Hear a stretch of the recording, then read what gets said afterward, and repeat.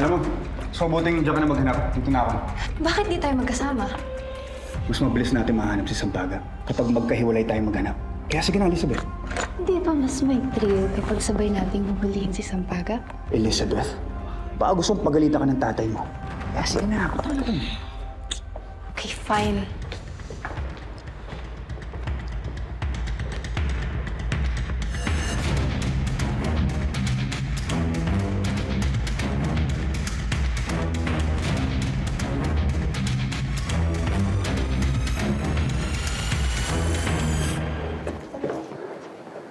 Sa baba na siya.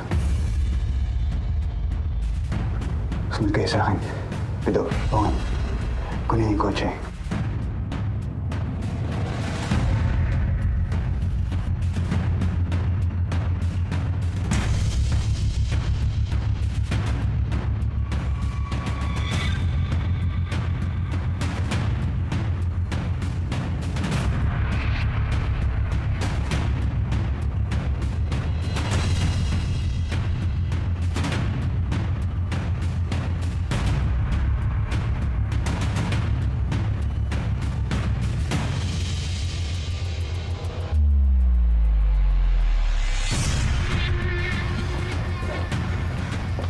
No signs of Sampaga anywhere.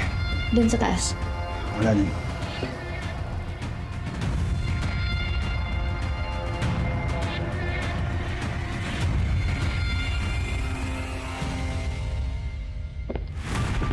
Ano yun? May narinig ako. Nipigilan mo ba ako?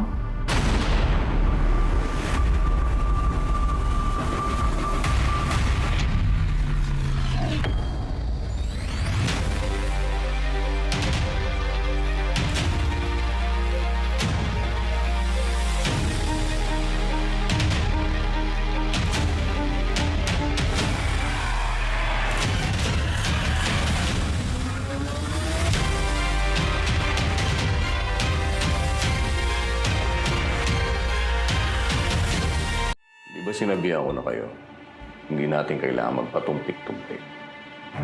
Bakit hinayaan niyo makatakas sa Sampaga? Pagdating namin sa bahay niya, walang ibang tao kung hindi kaming dalawa ni Elizabeth. Mga nagkalat na damit, mga maleta, yun lang inaabutan namin.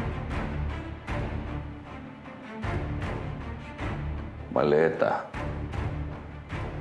So ang ibig sabihin, alam niya na may paparating sa kanya. Siguro. Siguro. So paano naman papasok sa kokote niya yon? Hindi ko alam. Ikaw, Elizabeth, Hindi ko po talaga alam. Promise. hindi mo rin alam.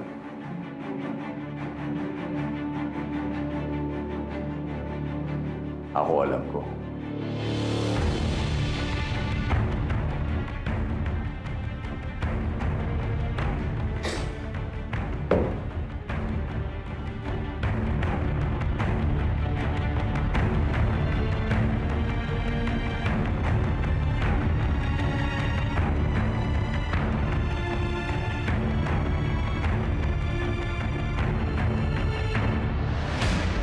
Pinanood ko ulit itong video na to nung wala kayo.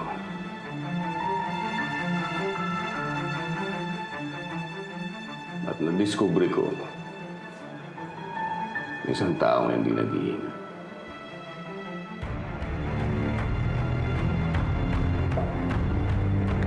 I'm sorry, Dad. Don't be sorry! Be better, stupid!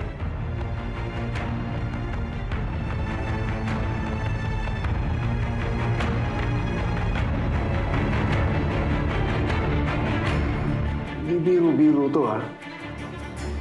Huwag kayong titigil. Kinakailangan madala niyo pa rin yung ulo ng Sampaga na yan sa akin. Maliwanag ba?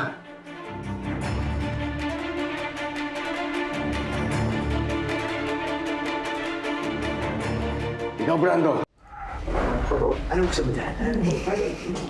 Maasahan talaga tong sina Pido at Obet, ano? Kung wala sila kanina, baka kung ano nangyari kay Mr. Sampaga. Ay, oo nga pala, nag-text siya sa akin. Papunta na siya sa States. safe na siya at tuloy ang laban. Uy. Ayos ka lang ba?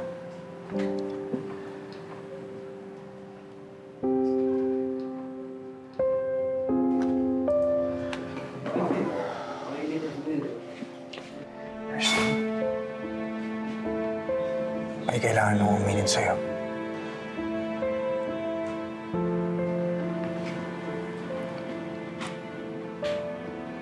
Naghalikan kami ni Elizabeth nung tumakas kayo ni Jane at ni Mr. Sampaga.